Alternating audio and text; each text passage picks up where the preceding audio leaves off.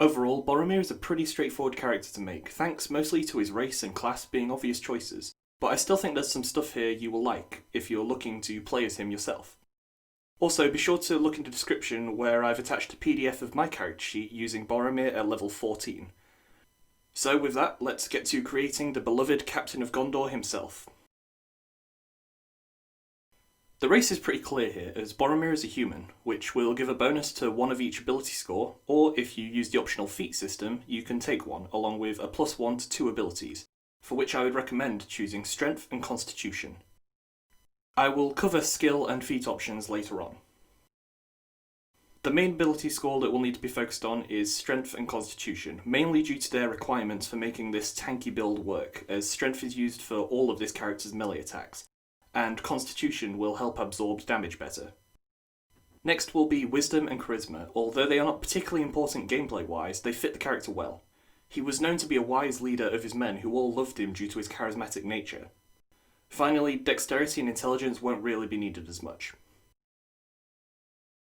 Boromir is a natural-born fighter and a captain of Gondor, so naturally the class will be Fighter. I considered multiclassing some Barbarian levels in as well, but overall I think Pure Fighter better covers the strategic combat skill Boromir has. As a fighter, we are given a choice of fighting style, for which you will want to take Protection to allow you to defend the others better with your shield. Next we have a martial archetype, for which I chose Battlemaster, giving access to several maneuvers. Any of the choices would fit the character of Boromir, so it's down to your preference. The ones I went for are Disarming Attack, Feinting Attack, Goading Attack, Maneuvering Attack, Parry, Pushing Attack, and Riposte. For fighting equipment, we start with Chainmail Armour, although Boromir is also seen in heavier plates during large battles like the Siege of Osgiliath. Then we will of course take a longsword and a shield. Finally we have the option of crossbow or hand axes, neither of which fit the character and aren't really needed for the build, so I would recommend taking a dagger instead. Boromir is said to carry a special Gondorian dagger that looks almost identical in design to his sword, which is what I wanted to represent here. Finally, take an Explorer's Pack, and if you're looking for something to add to the role-playing experience, then you're also going to want a Horn of Gondor. As you could probably predict, the background I selected for Boromir was that of a noble, but in particular the variant Knight option.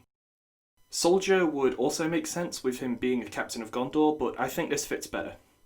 This gives us a choice of gaming set, for which I took some dice and a language. To my knowledge, Boromir isn't said to know any language aside from Common, but I selected Orcish here in a sort of know your enemy mindset.